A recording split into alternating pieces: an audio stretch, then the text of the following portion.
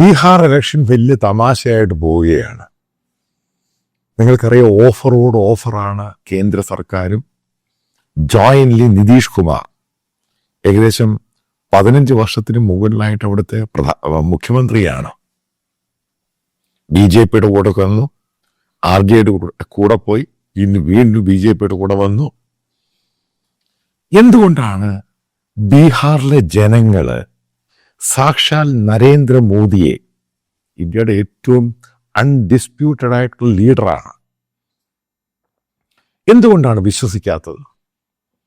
ഇത്രയും ഓഫർ കൊടുത്തു.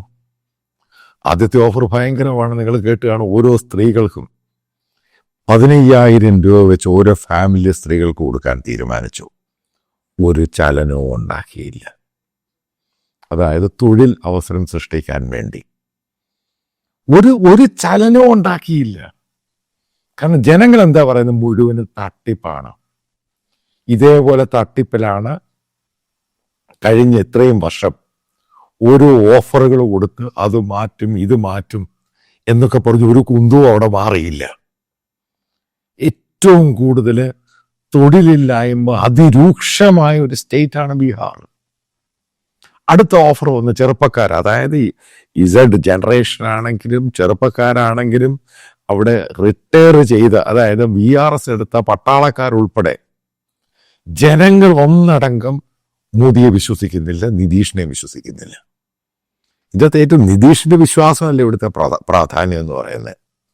സാക്ഷാൽ ഇന്ത്യൻ പ്രധാനമന്ത്രിയെ നരേന്ദ്രമോദി, ഹൈലി ടവറിംഗ് പേഴ്സണാലിറ്റി, ചിലപ്പോൾ ഇന്ത്യയുടെ ചരിത്രത്തിൽ ഇത്രമാത്രം പൊതുജന സ്വീകാര്യനായ ഇന്ത്യൻ പ്രധാനമന്ത്രി നരേന്ദ്രമോദിയെ 1% പോലും അവിടെയുള്ള BJPക്കാർ, ഞാൻ ചില BJPയുടെ ഹാർഡ് കോർ ആയിട്ടുള്ള ജേർണലിസ്റ്റുകളെ വിളിച്ചു ചോദിച്ചു എന്താണ് സംഭവിച്ചത്. വിശ്വാസമില്ല. ജനങ്ങൾക്ക് വിശ്വാസമില്ല. ഇവർ ഈ പറയുന്നതിനോട് വിശ്വാസമില്ല. അപ്പം എന്താണ് നിതീഷ് കുമാർ പറഞ്ഞത്? കഴിഞ്ഞ 5 വർഷം കൊണ്ട് 50 ലക്ഷം പേർക്ക് തൊഴിൽ കൊടുത്തു. അവിടെ പ്രശാന്ത് കിഷോർ, ഇലക്ഷൻ മാനേജ്മെന്റ് എഞ്ചിനീയറിംഗിന്റെ ഏറ്റവും പ്രെഡിക്റ്റ് ചെയ്യുന്നതും, അയാൾ എന്താ പറഞ്ഞെന്നറിയോ? ഏകദേശം 50 ലക്ഷം കൊടുത്തു എന്ന് പറഞ്ഞു. ഒരു 10,000 അല്ലെ 1 ലക്ഷം പേരുടെ അവരുടെ മൊബൈൽ നമ്പർ തരാൻ പറഞ്ഞു. ഇല്ല, സാധനമില്ല. ഇനി അവിടുത്തെ BJP മാത്രം ഹൈലി കറപ്റ്റഡാണ്. BJP അതിൻ്റെ അകത്ത് അവരൊരുമിച്ച് ഭരിക്കുന്ന ഡെപ്യൂട്ടി ചീഫ് മിനിസ്റ്ററും മറ്റുള്ളവരും BJP മിനിസ്റ്റേഴ്സും, അവിടെയുള്ള ചില കമ്പനികളുണ്ട്, വളരെ കുറച്ചേ ഉള്ളൂ. ബീഹാർ ഏറ്റവും കൂടുതൽ അഗ്രികൾച്ചർ ഏരിയയാണ്. പ്രൈവറ്റ് കമ്പനി പോലും ജോലി അവിടെ കിട്ടണം എന്നുണ്ടെങ്കിൽ അവിടെ ഭരിക്കുന്ന ആൾക്കാർ MLA MPയും അതേപോലെ മന്ത്രിമാരും വിളിച്ചു പറഞ്ഞ് കൈക്കൂലി മേടിച്ചിട്ടാണ് പ്രൈവറ്റ് കമ്പനി റെക്കമെൻഡ് ചെയ്ത് ജോലി കൊടുക്കുന്നത്. കാരണം അത്രമാത്രം തൊഴിലില്ലായ്മ രൂക്ഷമാണ്. നേപ്പാളിന്റെ ബോർഡറാണ്, മറക്കരുത്. ഇപ്പൊ 62,000 കോടി നരേന്ദ്രമോദി ഓൺലൈനിൽ കൂടെ ഓഫർ ചെയ്തു. നിങ്ങൾ കണ്ടു കാണും. അതിനകത്ത് പുതിയ യൂണിവേഴ്സിറ്റി വരുന്നതെന്ന് പറഞ്ഞു. ടെക്നിക്കലായിട്ട് ആൾക്കാരെ, ചെറുപ്പക്കാർക്ക് വലിയ തൊഴിലവസരം കൊടുക്കുമെന്ന് പറഞ്ഞു. വരാൻ പോകുന്ന 5 വർഷം അല്ലെങ്കിൽ 1 വർഷം 1 കോടി. ഇതൊക്കെയാണ് വിഡ്ഢിത്തരം. ജനങ്ങൾ വിശ്വസിക്കുന്നില്ല. കാരണം നടക്കാത്ത കാര്യം. നിങ്ങളിപ്പം ഈ ഗുജറാത്തിന്റെ കാര്യം എടുക്കുക. നമുക്ക് ഗുജറാത്തിലെ ഈ പറയുന്ന ബീഹാറി കമ്മ്യൂണിറ്റിയിലുള്ളവർ ഏറ്റവും കൂടുതൽ ജോലി ചെയ്യുന്നത് ബംഗാളികളെക്കാളും. പക്ഷെ അവിടെ കിട്ടുന്ന സാലറി നിങ്ങൾക്കറിയോ? ഈ ബീഹാറിലുള്ള ഫാക്ടറിയിലും മറ്റുള്ളിടത്തൊക്കെ കിട്ടുന്ന സാലറി, നിങ്ങളുടെ ധാരണ എത്ര കിട്ടുന്ന പെർ ഡേ? അവിടെ ലേബറായിട്ടും അതേപോലെ പല കമ്പനികളിലും ഈ ടൈൽസും അതൊക്കെ ഉണ്ടാക്കുന്നത്. അവർക്ക് ഒരു ദിവസം കിട്ടുന്ന 300-350 രൂപയേ ഉള്ളൂ. പക്ഷെ കേരളത്തില് ഒരു ബംഗാളിയോ ബീഹാറിയോ കൺസ്ട്രക്ഷൻ വർക്ക്, മറ്റുള്ള കടകളിൽ ജോലി ചെയ്യുന്നു, പച്ചക്കറി കടയിൽ ജോലി ചെയ്യുന്നു, മീൻ കച്ചവടം ചെയ്യുന്നു, അവർക്ക് എത്ര കിട്ടുന്നറിയോ? ഹോട്ടലിൽ ജോലി ചെയ്യുന്നു, അവർക്ക് 700-800 പണം കിട്ടുന്നുണ്ട് കയ്യില്. ഈ പറയുന്ന വലിയ തള്ളു കിടക്കുന്ന ബീഹാറിന്റെ ഈ ഗുജറാത്തിന്റെ കാര്യമാണ് പറയുന്നേ. കാരണം ബീഹാർ ഇപ്പൊ ഡൽഹിയിലുണ്ട് ഇഷ്ടംപോലെ ആൾക്കാര്. കാരണം ബീഹാർ എന്ന് പറയുന്ന അവിടെ ഈ ഏറ്റവും വലിയ പ്രശ്നം ഉണ്ടായെന്ന് പറയുന്നത് അവിടെ ഈ സോഷ്യലിസം എല്ലാം കൂടെ കയറി വന്നിട്ട് അവരുടെ ഒരു ഇഷ്യൂ ഈ ഫാക്ടറികൾ ഒന്നും ഇല്ലാതായി. പക്ഷെ അവിടുന്ന് ഇത്ര മന്ത്രിമാരും കേന്ദ്രമന്ത്രിമാരും റെയിൽവേ മന്ത്രിമാരും ഒക്കെ ഉണ്ടായ സമയത്ത് ഇഷ്ടം പോലെ ഗവൺമെന്റിന്റെ PSUs അവിടെ കൊണ്ടുപോകായിരുന്നു. ഒരു PSU അവിടെ വന്നു കഴിഞ്ഞാൽ, പബ്ലിക് സെക്ടർ അണ്ടർടേക്കിംഗ് വന്നു കഴിഞ്ഞാൽ അതുമായി ബന്ധപ്പെട്ട അക്സസറീസും പരിപാടി അതും ഇതുമൊക്കെ വേണം. അപ്പൊ അതിന്റെ പേരിൽ കൂടുതൽ ചെറിയ ചെറിയ കമ്പനികൾ, പ്രൈവറ്റ് കമ്പനി അവിടെ ഇവിടെയൊക്കെ തുടങ്ങും. എന്തുകൊണ്ടാണ് ബീഹാറിൽ തുടങ്ങാത്തത്? കാരണം ടെക്നിക്കലി അവർ സ്കിൽഡ് അല്ല. ടെക്നിക്കലി സ്കിൽഡ് അല്ലാതെ കഴിഞ്ഞ 11 വർഷം ഇന്ത്യ ഭരിച്ച BJP, ഇത്രയും BJPക്ക് ഏറ്റവും കൂടുതൽ സപ്പോർട്ട് ബേസ് ഉള്ള ഒരു സ്റ്റേറ്റ് ആണത്. ഈ പറയുന്ന നിതീഷിനേക്കാൾ സപ്പോർട്ട് ബേസ്ഡ് ഉള്ള ആ സ്റ്റേറ്റ് ആണ്. അയോധ്യയുടെ സംഭവം നിങ്ങൾക്കറിയാം. ഈ പറഞ്ഞ അയോധ്യ ടെമ്പിൾ ഇവിടെ ഒരു ദീപാവലി പോലെ ആക്കി മാറ്റി. ഭയങ്കര സംഭവമാണ്. ഞാൻ ആ സമയത്ത് അവിടെ ഉണ്ട്. എന്നിട്ട് എന്തുകൊണ്ടാണ് മോദിയെ വിശ്വാസം ഇല്ലാത്തത്? കാരണം തൊഴിലില്ലായ്മ അതിരൂക്ഷമാണ് അവിടെ. ജനങ്ങൾക്ക് കഴിയാൻ പറ്റുന്നില്ല, ജോലിയില്ല. അതേപോലെ തന്നെ അവിടെ പല ആൾക്കാരും ഈ ഡൽഹിയിലാണെങ്കിലും മറ്റുള്ള സിറ്റികളിലൊക്കെ ഒരു ബാങ്കുകളുമായിട്ട് അവരുടെ ഏജൻസികളുണ്ട്. നിങ്ങൾ കണ്ടു കാണും. ഈ ക്രെഡിറ്റ്, അത് ഇത്, ലോൺ എടുക്കുക, വീടിന്റെ ലോൺ എടുക്കുക, വണ്ടിയുടെ ലോൺ എടുക്കുക. ഈ ജോലിയൊക്കെ അങ്ങ് ഇല്ലാതായി. കാരണം പഴയ പോലെയുള്ള മൂവ്മെന്റ് ഇല്ല. റിയൽ എസ്റ്റേറ്റ് ഇഷ്ടം പോലെ പേര് തൊഴിൽ ചെയ്തിരുന്നു പല ഭാഗത്തും. അതായത് കെട്ടിടം പണിയാത്ത ഇത് അത് അത് അത് അങ്ങോട്ട് താപ്പോട്ടങ്ങ് പോയി. ഡിമാൻഡ് കുറഞ്ഞു. പുതിയ പ്രോജക്ട്സുകൾ വരുന്നില്ല റിയൽ എസ്റ്റേറ്റിൽ. നിങ്ങൾ റിയാലിറ്റി നോക്ക്, പുതിയ പ്രോജക്ട്സുകൾ, അഡ്വർടൈസ്മെന്റ് ഒന്നും വരുന്നില്ല. കൂടുതലും വരുന്ന ഈ ബാംഗ്ലൂരും അങ്ങനെയുള്ള ടെക് സിറ്റിയിൽ, അതും ഇപ്പോൾ താപ്പോട്ട് പോയി. ഏറ്റവും കൂടുതൽ അഫക്റ്റഡ് ഈ ലേബറായിട്ട് പോകുന്ന ബീഹാറി കമ്മ്യൂണിറ്റിക്ക് വലിയ തട്ടാ കിട്ടിയത്. അതാണ് എൻ്റെ പ്രാധാന്യം. ഞാനൊരു ഉദാഹരണം പറയാം. ഇപ്പൊ ഡൽഹിയിലൊക്കെ മെയ്ഡുണ്ട്, വീടുകളിലൊക്കെ വന്ന് ജോലി ചെയ്യുന്ന സ്ത്രീകളുണ്ട്. അവർ മന്ത്ലി ആയിട്ട്, അതായത് ഏറ്റവും കൂടുതൽ ബീഹാറി കമ്മ്യൂണിറ്റി. ഒരു സമയത്ത് ഈ തമിഴ് സ്ത്രീകളായിരുന്നു ഡൽഹിയിൽ വീടുകളിലെ ക്ലീനിങ്ങും ഈ പാത്രങ്ങൾ കഴുകുക, ക്ലീൻ ചെയ്യുക എന്നൊക്കെ ഏറ്റവും കൂടുതൽ ചെയ്തിരുന്നത്. അവരിപ്പം ഈ തമിഴ്നാടിന്റെ എക്കോണമി സ്ട്രെങ്തൻ ചെയ്ത് കഴിഞ്ഞപ്പോൾ ഒത്തിരി പേര് കേരളത്തിൽ നിന്ന് അങ്ങോട്ടങ്ങ് പോയി. പിന്നെ കേരളത്തിൽ ഇപ്പൊ തമിഴന്മാരിപ്പോ ജോലിക്ക് വരുന്നില്ലല്ലോ. ശ്രദ്ധിച്ചു കാണാം. അവിടെയാണ് ഈ പറയുന്ന ബംഗാളികളും ഈ ബീഹാറികളും അവിടെ റീപ്ലേസ് ചെയ്ത് ജാർഖണ്ഡുകാർ വരുന്നത്. ഈ ജാർഖണ്ഡിലൊക്കെ ഇഷ്ടംപോലെ മൈൻസ് ഉണ്ട്. അപ്പൊ അവിടെ പുതിയ ഈ മൈനിങ് കൂടുമ്പോൾ പിന്നെ അവർക്ക് ഇങ്ങോട്ടുള്ള വരവ് കുറയും. പക്ഷെ ബീഹാറിൽ ഈ ബംഗാളിൽ ഈ മൈൻസ് ഉണ്ട്. ബംഗാളികളല്ല നമ്മൾ ഈ കേരളത്തിൽ കാണുന്ന അധികം പേര്. ഇവർ ഈ ബംഗ്ലാദേശ് കടന്നു വരുന്നതാണ്. അതിനെ കൺട്രോൾ ചെയ്തിരുന്നെങ്കിൽ പോലും ഈ പറയുന്ന ഇന്ത്യക്കാരായിട്ടുള്ള പല ലേബർ ക്ലാസ്സിലുള്ളവർക്ക് ജോലി കിട്ടിയേനെ. ഇപ്പൊ ഡൽഹി, ഗുഡ്ഗാവിലും മറ്റു പലയിടത്തൊക്കെ കൺസ്ട്രക്ഷൻ ഉണ്ട്, നോയിഡയിലൊക്കെ. നിങ്ങൾ ശ്രദ്ധിച്ചോണം. അവിടെ ഈ പറയുന്ന ബംഗാളികൾ എന്ന് പറയുന്നത്, കേരളത്തിൽ കാണുന്ന ബംഗാളികൾ എന്ന് പറയുന്നത്, ഇവരൊക്കെ ബംഗ്ലാദേശിൽ നിന്ന് വരുന്നേ.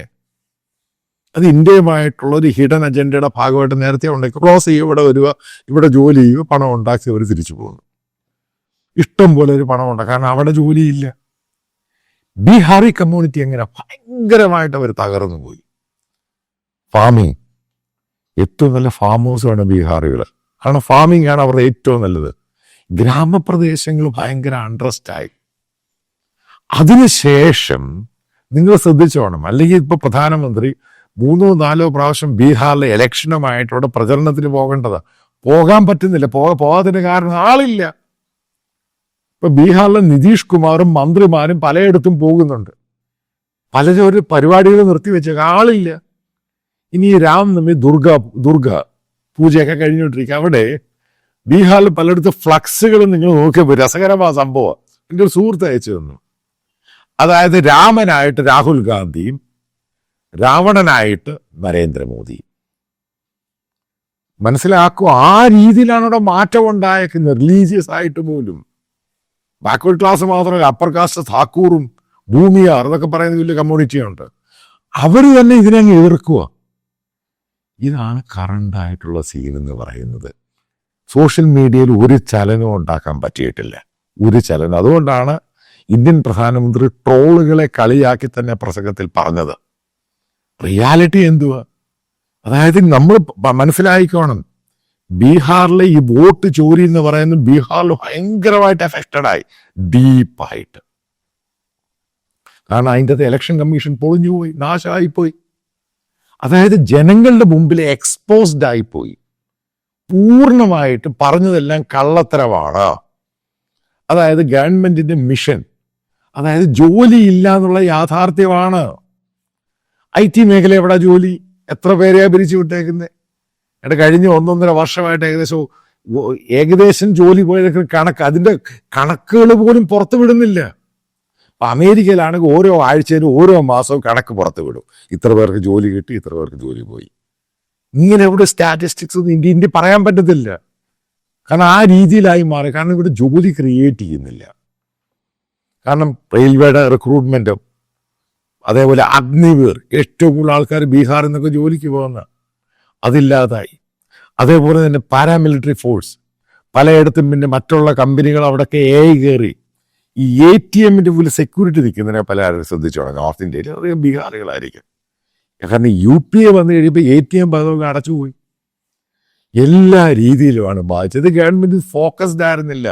കാരണം ഒരു വർഷം ഇത്രയും പേര് പുതിയതായിട്ട് വരും, അവർക്ക് ജോലി കൊടുക്കാം. മറ്റുള്ളവരുടെ ജോലി പോകുന്നു, ഇവരുടെ ജോലി ഇല്ലാതാകുന്നു. എഞ്ചിനീയറിംഗ് കഴിഞ്ഞ ഒരു ജോലിയില്ല. ടെൻഷനായത് അത് ബേസിക് അൺട്രസ്റ്റ് ഉണ്ടാകാനുള്ള ഒരു പോസിബിൾ അങ്ങോട്ട് പോകും. അതിൻ്റെ ഇടയ്ക്ക് അമേരിക്കൻ ടാരിഫ്, മറ്റൊരു ഭാഗത്ത് ജോലി ഇല്ലാതാകുന്നു. അതാണ് ഞാൻ പറഞ്ഞത്, ബീഹാർ ഇലക്ഷൻ ക്രൂഷ്യലാണ്. അതായത് ഇന്ത്യൻ പ്രധാനമന്ത്രി ടവറിംഗ് പേഴ്സണാലിറ്റിയെ കൻറ്റയർ ആയിട്ടുള്ള ബീഹാർ കമ്മ്യൂണിറ്റി പൂർണ്ണമായിട്ട് റിജക്റ്റ് ചെയ്തു. അതുകൊണ്ടാണ് ഇത്രയും ഓഫർ കൊടുത്തിട്ട് ഒരു കുന്തവും നടക്കാതിരുന്നത്. ഒരു ചലനവും സൃഷ്ടിക്കാൻ സാധിച്ചില്ല. അതായത് നമ്മളിപ്പോൾ അവിടെ പോയ റിഫ്ലക്ഷൻ തന്നെ മനസ്സിലാക്കാൻ സാധിക്കും. കാരണം ഓരോ റിപ്പോർട്ടുകൾ വരുന്ന ആ രീതിയിൽ. എന്തുകൊണ്ടാണ് നാഷണൽ മീഡിയ ഇപ്പൊ ബീഹാർ ഇലക്ഷൻ സൈലന്റ് ആയി പോയത്? അവർക്ക് പിടികിട്ടി അവരീ പറയുന്നത് ഗോദി മീഡിയയുടെ സംഭവം ഒന്നും ബീഹാറിൽ നടക്കില്ല. ജനങ്ങളെതിരായി പലയിടത്തും റിപ്പോർട്ട് പോയി ചെയ്യാൻ പോകുന്ന റിപ്പോർട്ട് ഇതിനെ തല്ലാൻ തുടങ്ങി, ഓടിക്കാൻ തുടങ്ങി. ഈ രീതി അതാണ് പറയുന്നത്. ജനാധിപത്യ ഇന്ത്യയിൽ ജനാധിപത്യം എന്ന് പറയുന്നത് വളരെ ശക്തമാണ്. അതാണ് ഇന്ത്യൻ ഭരണഘടന കൊടുക്കുന്നത്. അതിനെ തകർത്ത് നിങ്ങൾ ഈ പറയുന്ന പല ആൾക്കാരെയും വെള്ളപൂശി നടക്കുവാണെങ്കിൽ നിങ്ങൾക്ക് ചോദ്യങ്ങൾക്ക് ഉത്തരം കൊടുക്കേണ്ടി വരും. തൊഴിലില്ലായ്മ ഇപ്പോഴും ഇന്ത്യയിലെ ഇഷ്യൂ ആയി മാറി. അതായിരിക്കും ബീഹാറിലുണ്ടാകുന്നത്. കാരണം ഹോപ്പില്ല ജനങ്ങൾക്ക്, ചെറുപ്പക്കാർക്ക് ഹോപ്പില്ല. എന്താണ് അടുത്തത്? ജോലി കിട്ടുമോ, ജോലി കിട്ടാതിരിക്കുമോ? ഇപ്പൊ യൂണിവേഴ്സിറ്റിയിൽ നിന്ന് ഇത്രയും പഠിച്ചു വരുന്ന പിള്ളേരെന്ത്, പിന്നെന്തിനാ യൂണിവേഴ്സിറ്റി ഉണ്ടാക്കുന്നേ? പല ക്വസ്റ്റ്യൻസ് ഉണ്ട്. ഇതിനൊന്നും ആൻസർ കൊടുക്കാൻ പറ്റുന്നില്ല. അതായത് ബീഹാർ ഇലക്ഷൻ നിതീഷ് കുമാറിന്റെ മാത്രമല്ല, മറ്റേ പ്രശാന്ത് കിഷോർ പറഞ്ഞ വളരെ കറക്റ്റാണ്.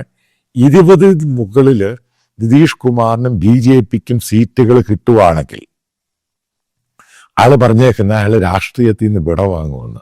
അത്ര തകർച്ചയാണ് ബീഹാറിൽ ഉണ്ടാകാൻ പോകുന്നത്. പക്ഷെ ഇവിടുത്തെ ഗോദി മീഡിയ എന്താ പറഞ്ഞ് BJP അധികാരത്തിൽ വരും. ഇതാണ് ഈ പറയുന്നത് തെറ്റായ രീതിയിലുള്ള റിപ്പോർട്ടിംഗ് കൊണ്ട് നേപ്പാളിൽ എന്ത് സംഭവിച്ചു, അവിടുത്തെ മീഡിയ മുഴുവനും ഓടേണ്ടി വന്നു. ഇതേ സംഭവം ബീഹാറിൽ പലയിടത്തും ഉണ്ടായിക്കൊണ്ടിരിക്കുകയാണ്.